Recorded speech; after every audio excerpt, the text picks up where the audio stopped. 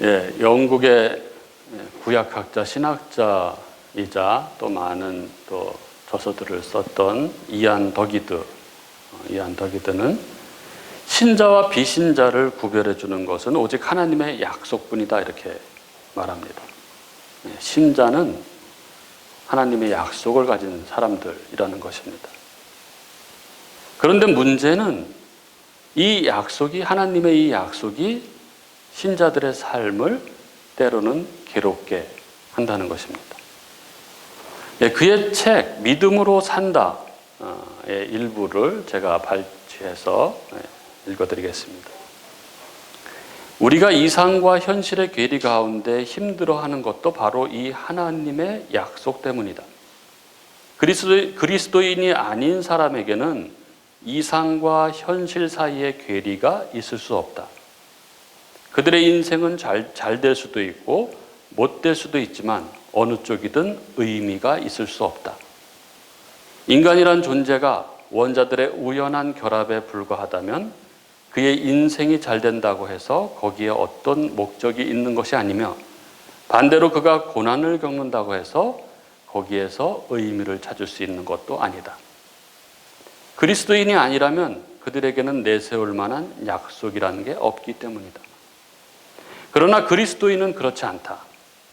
그리스도인은 하나님이 모든 것을 주관하시며 비록 겉으로는 다르게 보일지라도 하나님이 하늘과 땅의 모든 일들을 통해 자신의 영광과 우리의 유익을 위해 뜻을 품고 일하신다는 사실을 알고 있다. 이러한 믿음 때문에 우리는 어떤 특별한 상황에서 예측하지 못한 결과가 나타나고 그것을 도무지 이해하지 못할 때 이상과 현실 사이의 괴리를 경험하게 되는 것이다. 약속과 현실의 괴리, 우리들에게도 이런 경험이 있지 않습니까? 분명히 약속은 있었는데, 약속은 들었는데 현실은 전혀 그렇지 않은 것이죠. 잘 될 거야 이런 응답을 들었는데 시간이 지나도 아무 일이 일어나지 않습니다. 하나님께서 함께 하신다고 굳게 믿었는데 오히려 삶은 더 어려워지는 것 같은 시간이 있습니다. 이럴 때 우리는 속으로 이렇게 생각합니다. 내가 뭘 잘못 믿고 있는 것은 아닐까. 여러분, 오늘 우리가 만나는 아브라함이 바로 그 자리에 서 있었습니다. 하나님은 분명히 약속하셨습니다. 내가 내게 땅을 주겠다. 그런데 그는 평생 단 한 평의 땅도 받지 못했습니다. 이상하지 않습니까? 약속은 분명한데, 하나님이 하신 약속인데, 근데 현실은 전혀 다릅니다. 그런데 오늘 본문은 이 이야기를 아주 특별한 자리에서 들려주고 있습니다. 지금 이 말을 하고 있는 사람은 스데반 집사입니다. 그리고 그가 서 있는 자리는 설교하는 자리가 아니라 자신을 정죄하려는 사람들이 모여있는 공회입니다. 스데반은 하나님과 모세를 모욕하였고 성전과 율법을 거슬러 말했다는 혐의로 산헤드린 공회에 기소된 상태입니다. 그리고 그의 청중은 은혜를 받으려고 앉아있는 성도들이 아니죠. 그를 정죄하기 위해 빌미를 찾으려는 산헤드린 공의원들입니다. 그런데 그들 앞에서 스데반이 아주 이상한 이야기를 하고 있는 것입니다. 아브라함은 아무것도 받지 못했다. 왜 이런 이야기를 하고 있는 것일까요? 오늘 우리가 이 말씀을 함께 나눕니다. 이 말씀을 나눌 때에 하나님께서 우리 각자에게 들려주시는 하나님의 또렷한 음성이 우리 심령에 들려지는 귀한 역사가 있기를 바랍니다. 오늘 본문은 이렇게 시작합니다. 1절에 보면 대제사장이 이르되 이것이 사실이냐. 대제사장이 말하는 이것이 무엇인가요? 거짓 증인들이 고발하기를 스데반이 이 거룩한 곳인 성전과 율법을 거슬러 말했다는 것입니다. 스데반이 말하길 이 나사렛 예수가 이곳을 헐고 또 모세가 우리에게 전하여 준 규례를 고치겠다 했다는 것입니다. 만일 이 말이 사실이라면 이는 율법에 따라 신성 모독의 죄로 돌로 쳐서 죽여야 하는 그런 제목인 것이죠. 그래서 이제 스데반의 말에 따라 대답에 따라서 그의 생사가 갈릴 수 있는 아주 긴박한 순간입니다. 그리고 이에 대해서 2절부터 53절까지 스데반의 대답이 이어지는 것이죠. 이게 스데반의 설교입니다. 신약에 나오는 가장 긴 설교입니다. 로이드 존스 목사님은 이 7장을 38번 설교를 했습니다. 이것이 사실이냐라는 이 대제사장의 취조에 스데반은 2절에 우리 조상 아브라함이 하란에 있기 전 메소포타미아에 있을 때에 영광의 하나님이 그에게 보여라는 말로 대답을 시작합니다. 당시 유대인들은 성전이라는 장소에 하나님을 가두려 했습니다. 즉 그들은 성전과 하나님을 동일시했습니다. 하지만 스데반은 아브라함이 메소포타미아, 즉 이방 땅에 있을 때에 이미 영광의 하나님을 만났다는 사실을 강조함으로써 하나님은 어떤 장소에 묶인 분이 아니시다는 것을 분명하게 이야기하고 있는 것이죠. 하나님이 그들의 조상 아브라함에게 나타나신 것은 아브라함이 메소포타미아 곧 갈대아 우르에 있을 때였습니다. 그리고 3절 아브라함을 갈대아 우르에서 불러내신 하나님께서 그에게 내 고향과 친척을 떠나 내가 내게 보일 땅으로 가라 이렇게 말씀하셨습니다. 그리고 4절 우리가 잘 아는 대로 아브라함이 갈대아 사람의 땅을 떠나 하란에 거하다가 그의 아버지가 죽음에 하나님이 그를 거기서 너희 지금 사는 이 땅 가나안 땅으로 옮겼습니다.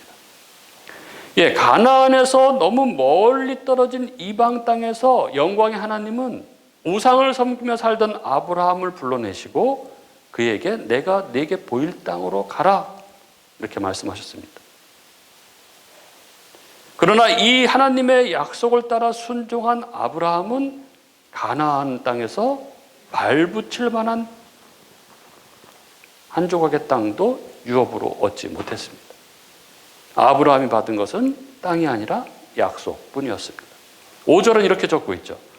그러나 여기서 발붙일 만한 땅도 유업으로 주지 아니하시고 다만 이 땅을 아직 자식도 없는 그와 그의 후손에게 소유로 주신다고 약속하셨습니다. 우리가 이 구절을 읽을 때 필연적으로 떠오르는 것은 분명 하나님께서 아브라함에게 약속의 땅을 주시겠다고 말씀하셨다는 사실입니다. 그리고 창세기 13장에 보면 하나님께서 아브라함에게 다시 이렇게 말씀하십니다. 13장 14절 15절에 보면 롯이 아브라함을 떠난 후에 여호와께서 아브라함에게 이르시되 너는 눈을 들어 너 있는 곳에서 동서남북을 바라보라. 보이는 땅을 내가 너와 네 자손에게 주리니 영원히 이르리라. 우리는 창세기에서 이 아브라함에 대한 스토리를 읽으면서 하나님께서 아브라함에게 약속의 땅을 주시겠다고 반복해서 말씀하셨다는 사실을 발견하게 됩니다. 그래서 창세기만 생각했을 때에 별반 이 사실에 대해서 많은 사람들이 의심하지 않습니다. 우리는 그냥 아브라함이 가나안 땅에 와서 살았기 때문에 막연하게 약속의 땅을 받았다 이렇게 생각을 하는 것이죠. 하지만 스데반의 이야기를 듣고서 우리는 중요한 사실을 깨닫게 됩니다. 그것은 아브라함은 죽을 때까지 한 치의 땅도, 손바닥만큼의 땅도 그 약속의 땅에서 얻은 것이 없었다는 사실입니다. 자기가 직접 산 막벨라 굴을 제외하고는 아무것도 받은 것이 없습니다. 5절을 보십시오. 스데반은 성령님에 의해서 이렇게 말합니다. 하나님은 적어도 아브라함에게는 발붙일 만큼도 유업을 주지 아니하셨다. 아브라함은 약속의 땅 가나안에서 발붙일 만큼도 자기의 소유된 땅이 없었습니다. 하나님은 아브라함을 약속의 땅을 주겠다고 하셔서 부르셨지만 정작 그에게 손에 잡힐 만한 아무것도 주지 않으셨다는 것, 바로 여기에 스데반의 설교가 아브라함을 다루는 요지가 있는 것이죠. 그리고 그 다음 부분인 6절과 7절 말씀, 하나님이 또 이같이 말씀하시되 그 후손이 다른 땅에서 나그네가 되리니 그 땅 사람들이 종으로 삼아 400년 동안을 괴롭게 하리라 하시고 또 이르시되 종 삼는 나라를 내가 심판하리니 그 후에 그들이 나와서 이곳에서 나를 섬기리라 하시고 이 아브라함에게 하나님이 들려주신 이야기죠. 이 이야기는. 그렇지만 이 내용은 아브라함의 후손들이 이후에 어떻게 될 것인지 미리 말씀해 주시는 부분입니다. 즉 아브라함 내 후손들이 낯선 땅에 들어가서 400년 동안 종살이를 하게 될 것이다 라는 말씀입니다. 스데반은 말하고 있습니다. 아브라함은 하나님의 명령을 따라서 약속의 땅으로 갔지만 발붙일 만큼도 유업을 얻지 못했다. 그리고 그 아브라함의 후손들은 낯선 땅, 알지도 못하는 외국인의 땅 애굽으로 이주하게 되어서 거기서 노예로 400년 동안 살게 되었다. 이것이 스데반이 요약하고 있는 아브라함과 그의 후손들에 대한 이야기입니다. 그렇다면 여러분, 지금 이 스데반의 설교를 듣고 있는 유대인들은 아브라함에 대한 스데반의 이 요약을 듣고 무엇을 생각해야 했습니까? 그리고 우리는 이 창세기의 정황, 아브라함의 정황을 보면서 어떤 생각을 해야 하는 것인가요? 약속과 현실의 괴리의 문제입니다. 아브라함은 내가 내게 보일 땅으로 가라 하신 하나님의 명령을 듣고 그의 모든 삶의 터전을 버리고 하나님의 말씀을 쫓아서 갈대아 우르를 떠나서 가나안 땅으로 왔습니다. 하지만 하나님은 이렇게 오직 하나님의 약속만 믿고 고향을 떠나온 아브라함에게 아무것도 주시지 않았습니다. 아브라함은 오직 하나님만을 믿고 모든 것을 다 포기하고 나와왔지만 그에게는 손에 잡히지 않는 약속만 있을 뿐 실제 손에 잡히는 현실은 아무것도 없었습니다. 아브라함의 후손들 또한 어떻습니까?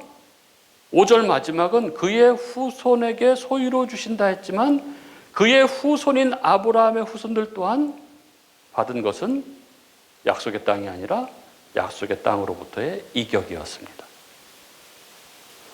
아브라함은 약속을 받았지만 아무것도 받지 못했고 후손들 또한 약속을 받았지만 정작 그들은 그 약속의 땅에서 다른 땅으로 옮겨져 갔고 심지어 거기에서 애굽의 노예들이 되었습니다. 통상적인 상황으로 본다면 일반 사회에서 우리가 이런 상황을 만난다면 이거는 너무나 말이 안 되는 일입니다. 하란에서 영향력 있는 족장으로 잘 살아갈 수 있었던 아브라함이 그의 모든 일가 친척들로부터 떨어져 나와서 홀로 유리방황하면서 낯선 땅에 왔는데 그런데 죽을 때까지 그가 받기로 했던 약속의 땅은커녕 그 땅에서 손바닥만큼의 땅도 얻은 것이 없고 죽었다고 한다면 여러분 세상 기준으로 보면 이거는 너무나 말이 안 되는 그런 일입니다. 아마도 이런 일을 겪는다면 세상 사람들은 그게 뭐냐? 뭐 잘못 믿은 거 아니냐? 이렇게 말할 것입니다.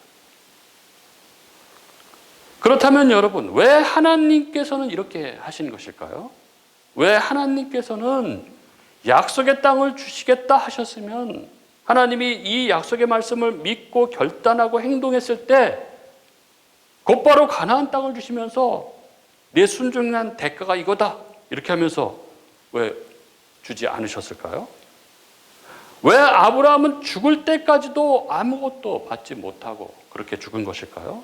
그리고 심지어 그의 자손들까지도 이 땅을 받지 못하고 이 땅에서 쫓겨나서 낯선 땅에서 그 오랜 기간 종살이를 해야만 했던 것일까요? 이 하나님의 약속과 현실의 괴리는 과연 무엇인가요?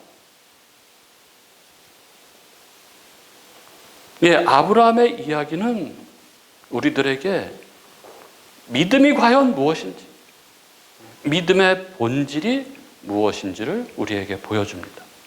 그것은 바로 믿음은 약속과 현실과의 괴리 사이에서 살아가는 성도의 삶이라는 것입니다. 스데반이 바로 지금 그 얘기를 하고 있는 것입니다. 왜요? 스데반이 신성모독죄로 치조를 받고 있는 지금 그가 약속과 현실의 괴리 속에 사는 믿음을 강조하고 있는 이유는 공회가 붙들고 있는 그들의 신앙이죠. 눈에 보이는 것 중심의 신앙, 그것을 무너뜨리기 위해서입니다. 그리고 더 깊이 들어가면 그들이 지금도 하나님의 약속을 거부하고 있다는 사실을 드러내기 위해서입니다. 스데반 앞에 앉아있는 이 사내들인 공회원들은 자기들은 확신을 가지고 있었습니다. 우리는 이 땅, 가나안 땅을 받은 백성들이다.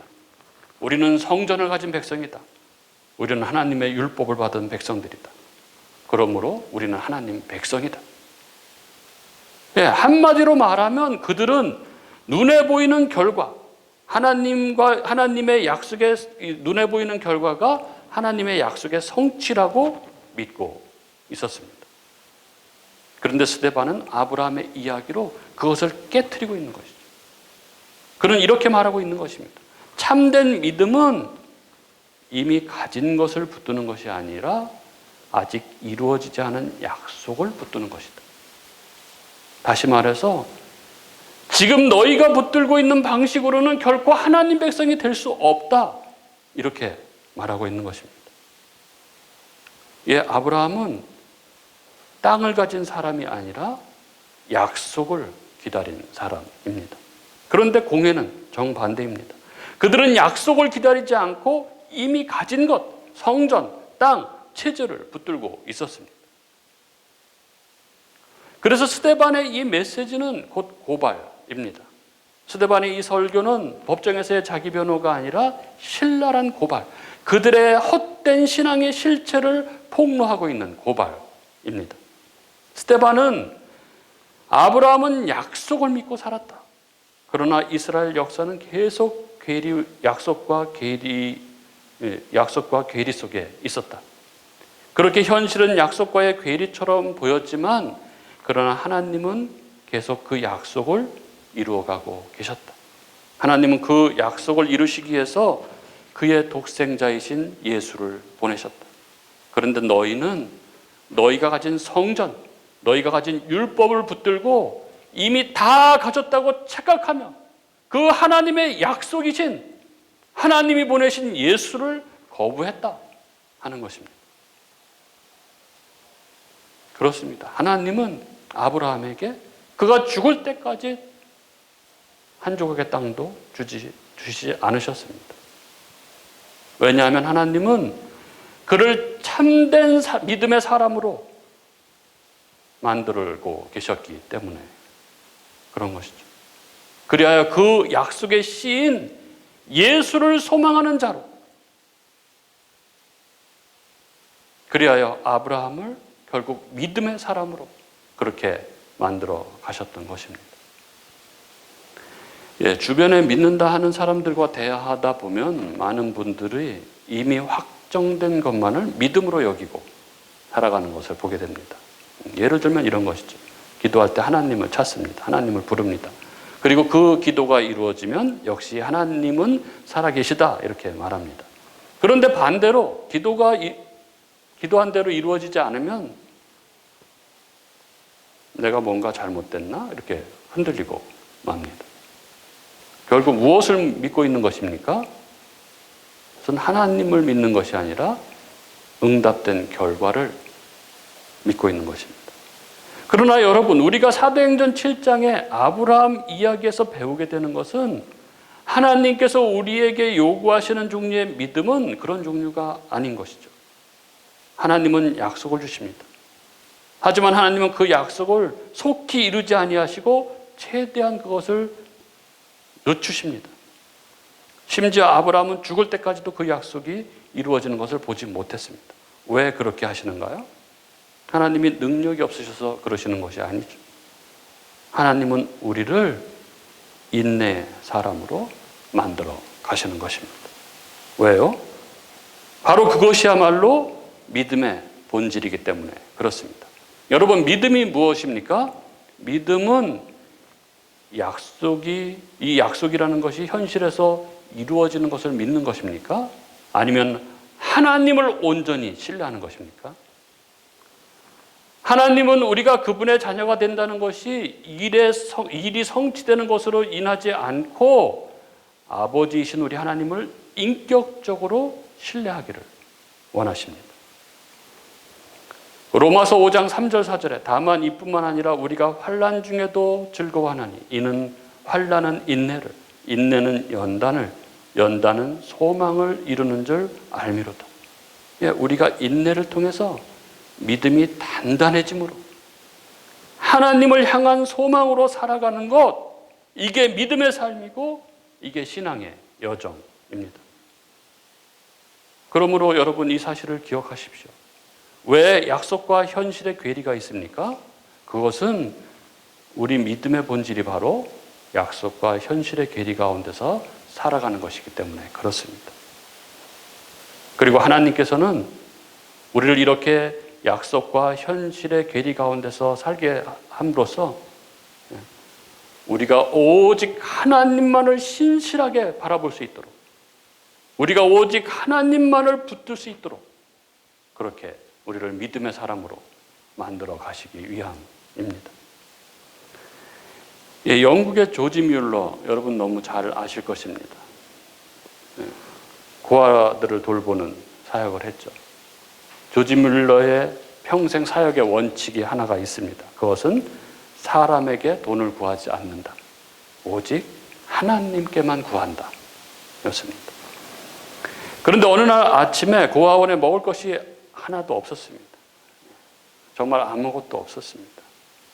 아이들은 식탁에 앉아서 기다리고 있는데 줄 것이 없었습니다.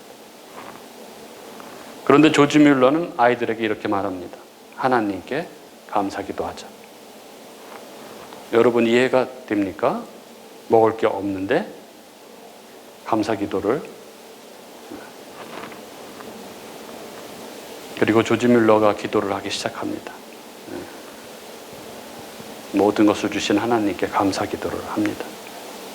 그리고 조지 뮬러가 기도를 마치자마자 문을 두드리는 소리가 납니다. 한 빵집 주인이 와서 이렇게 말하는 것이죠. 어젯밤에 잠이 안 와서 하나님이 여기 빵을 가져다 주라고 하시는 것 같아서 밤새 빵을 구워왔습니다. 그리고 얼마 지나지 않자 한 사람이 들어왔습니다. 우유를 배달하는 사람인데 우유차가 고장이 나서 이거 우유가 상하기 전에 여기서 쓰지 않겠습니까? 여러분 조지 뮬러에게의 현실은 아무것도 없음이었습니다. 그러나 그는 하나님은 반드시 채우신다는 약속을 붙들었습니다. 너무 멋지지 않습니까? 이렇게 약속과 현실의 괴리 속에서도 약속을 붙든 조지 뮬러에게 일어난 일은 분명 우리들에게 큰 도전이 됩니다. 그러나 여러분, 우리들의 삶은 어떻습니까? 우리도 그렇게 기도를 하지만 조지 뮬러처럼 바로 응답을 경험하지 못하는 때가 훨씬 더 많습니다. 아니 어쩌면 기도 응답이 없는 게 우리들의 더 일반적인 모습일지 모릅니다. 기도는 하는데 아무 일도 일어나지 않고 정말 간절히 기도하는데 상황은 하나도 변하지 않고 오히려 점점 더 힘들어지는 것 같은 그런 시간을 지날 때가 있습니다. 그렇다면 여러분, 그때 우리의 믿음은 어떻게 되는 것입니까? 여러분, 바로 그 지점에서 믿음의 진짜 모습이 드러납니다. 응답이 있을 때 하나님을 믿는 것은 뭐 그렇게 어려운 일이 아닙니다. 그러나 아무것도 보이지 않을 때, 아무 응답이 없는 것 같은 시간이 계속 흘러가고 있을 때, 그럼에도 여전히 하나님을 신뢰하는 것, 그것이 바로 성경이 말하는 믿음입니다. 우리를 구원하는 믿음입니다. 우리가 천국에 갈 수 있는 믿음입니다. 하나님은 때로 우리의 기도에 즉시 응답하심으로써 당신의 능력을 보여주시기도 하시지만은 더 자주는 이렇게 침묵하심으로 우리들을 믿음의 사람들로 만들어 가십니다. 저에게는 어쩌면 이 교회가 그런지도 모르겠습니다. 확실한 믿음을 주셔서 개척한 교회. 그리고 시간이 흐르면서 마주하는 현실, 그 약속과 이 현실의 괴리. 그러나 여러분, 저는 믿습니다. 뭘 믿습니까? 하나님을 믿습니다. 나 같은 자를 위해서 그 독생자를 십자가에 내어주신 그 하나님을 믿습니다. 그 하나님이 이 교회를 통해서 우리를 믿음의 사람으로 만들어가고 계심을 믿습니다. 그게 하나님이 이 땅에 교회를 세우신 목적 아니십니까? 예, 오늘 우리가 스데반의 설교를 통해서 이 믿음을 확인하고 이 믿음을 굳게 하시는 저와 여러분이 될 수 있기를 바랍니다. 그 믿음으로